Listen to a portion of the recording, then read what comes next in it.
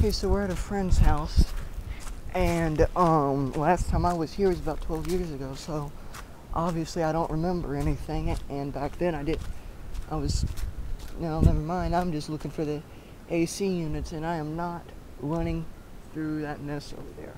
They're on the other side. So now I've got to wander around. There's two old freezers. I don't think they work. Oh yeah, they do. Kenmore 11s. I just gotta find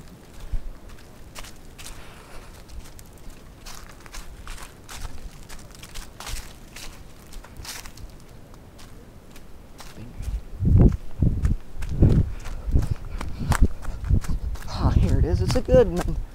Good old Goodman. Brand new one, too. I gotta watch out for poison ivy. Goodman. And it's a heat pump because this place is out in the middle of nowhere. 13 SEER 8 HSPF, all 410A refrigerant and POE oil. Serial number 07111 hang on, blah, 0711121111, so it's 07. Model GSZ13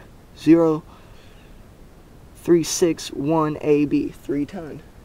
Powered by Copeland's scroll. There's a disconnect. I bet you the air handler's under the base, in the basement crawl space area.